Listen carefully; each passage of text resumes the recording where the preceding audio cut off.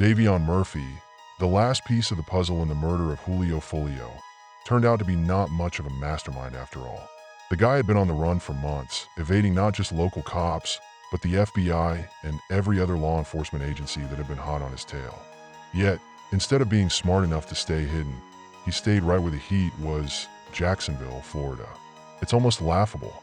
The man, who was supposedly one of the shooters in a brutal murder, didn't even bother to keep a low profile. He ended up on Isabella Street, right in the middle of the city, practically daring the cops to catch him. What kind of arrogance or sheer stupidity makes someone think they can get away with that?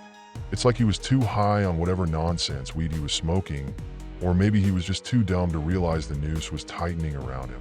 We'd all heard the rumors. Maybe he ran off to Mexico with a pile of cash. Maybe he got shot in some gangland revenge plot. Or maybe he pulled a Houdini and fled the country.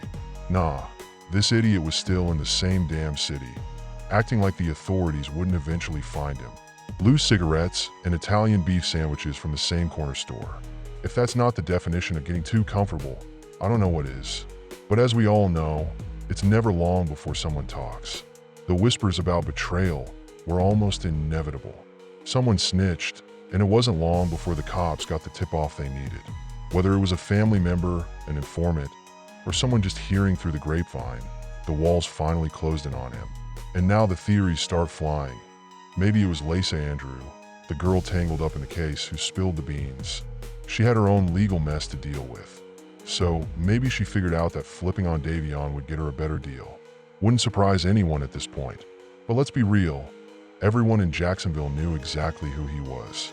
You don't think people saw this man on the run, trying to live like a regular guy while everyone was looking for him? Jacksonville isn't that big, and the streets talk. He wasn't some ghost. He was just a guy running around pretending no one was chasing him. It was only a matter of time before someone grew tired of harboring him and pointed the cops in the right direction. When the cuffs finally clamped down on Davion, the sheer nerve of the guy was almost impressive. The dude actually grinned. Was it a twitch? Was he trying to be funny? Or did he think he was too slick for the system? Either way, that grin, probably as fake as his whole fugitive act, sent a chill through the room. This is a man who allegedly pulled the trigger on Foolio, and here he was acting like he was at a damn comedy show. The nerve to show even the smallest hint of satisfaction in the face of the mess he created was unsettling. It was like he had no clue that his little game of catch me if you can was over. Maybe that grin was his way of showing he didn't give a damn, or maybe he was just too dumb to understand the consequences. Either way, that smug little look told everyone watching that Davion had absolutely no grasp of the gravity of what he was facing. And then came the letters. Oh, of course, the guy had to send a whiny letter to the judge like anyone was going to feel sorry for him. As soon as the door slammed behind him and he found himself in a cell, Davion flipped the script. Suddenly, he's the victim. Suddenly, he's the misunderstood family man who just wants to be treated fairly. Oh, they're watching me too much. I can't study my case properly. They're treating me like a criminal. Please. A guy who's been dodging law enforcement for months, running his mouth about who knows what. And now he's complaining about not being able to read his Bible or prepare for his defense in peace. What was he expecting? A VIP treatment and a cozy corner to read his legal briefs. The whole letter was a sad joke. It was like he thought his calm, respectful tone would somehow win him sympathy points. But all he really did was remind everyone how completely disconnected he was from the reality of the situation. You don't get to kill someone, then expect to be treated like you're innocent until proven guilty, especially when everyone knows you're one of the shooters. Davion was acting like a guy who'd been accused of jaywalking, not murder. He probably thought a few polite words would make people forget that he was allegedly involved in a cold-blooded killing. What's worse is the way he tried to play the role of the poor, put upon soul just trying to navigate his case. Yeah, sure, Davion. Maybe it's hard to focus with guards breathing down your neck while you sit there awaiting your trial. But here's the thing. No one's feeling bad for a guy who made his bed with bullets and gangs. Now he's just laying in it. Too bad for him. But the system? The system wasn't having it. Davion's little act of playing the wrong man might have worked on a few gullible souls, but not on the people that mattered. He wasn't just some guy accused of a crime. No, he was one of the shooters in a brutal murder. And of all things, Here he was sitting behind bars writing about Bible verses and handing out life lessons like he was a damn preacher. As if the people reading his letter were going to be fooled by his attempt to play the pious victim. Please. It was almost insulting, like he thought he could just rewrite the whole narrative by stringing together a few words about mercy and forgiveness on some fancy stationery. It was clear from the get-go, this wasn't some heartfelt plea for fairness. No, this was a man who'd been cornered, trying to salvage whatever shred of dignity or sympathy he could before the trial. He knew the game was up, so he was going to milk his last few moments in the spotlight. It wasn't about truth. It was about playing the victim, about putting on a show to soften his image in the public eye. Maybe he thought a little spiritual spin would make people forget he'd allegedly been part of the cold-blooded murder of Julio Foolio. Or maybe, just maybe, he was hoping someone out there would see him as a misunderstood soul instead of the gangbanging killer he really was. And let's not ignore the real purpose behind that letter. Davion wasn't just passing time. He was playing a game, trying to manipulate his way out of a sticky situation. The letter was long, wordy, and clearly crafted to make him seem like the wrong party, wrongfully accused, mistreated, and misunderstood. It was a performance, plain and simple.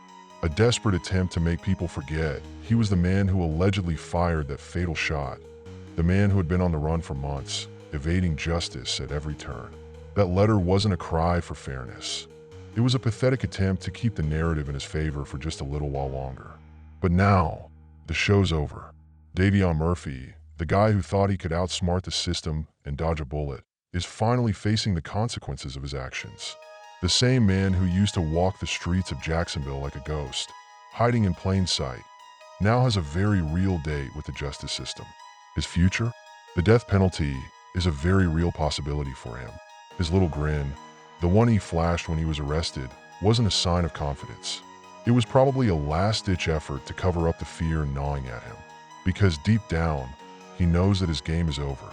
The clock's ticking, and his role in Foolio's murder is about to be judged.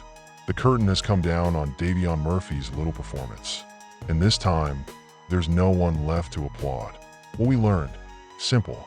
Davion Murphy thought he could outsmart everyone. He ran his little game, ducked and dodged the law for months, living like he was untouchable. He thought he could hide in plain sight in Jacksonville, probably high off some weird weed, acting like the cops wouldn't eventually corner him. But guess what? He was wrong.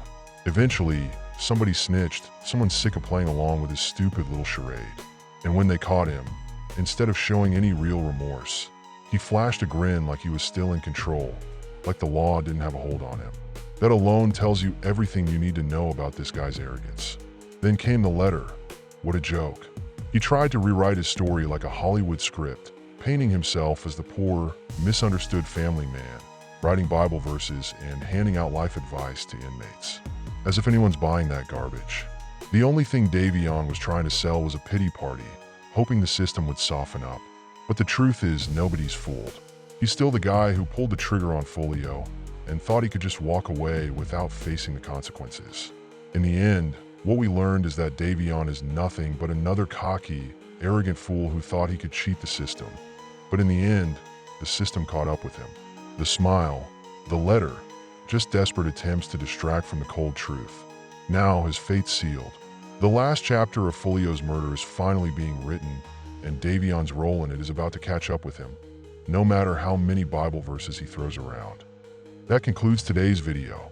If you enjoyed it, be sure to hit the subscribe button and turn on notifications so you're alerted whenever a new video drops. It's completely free and helps out the channel tremendously.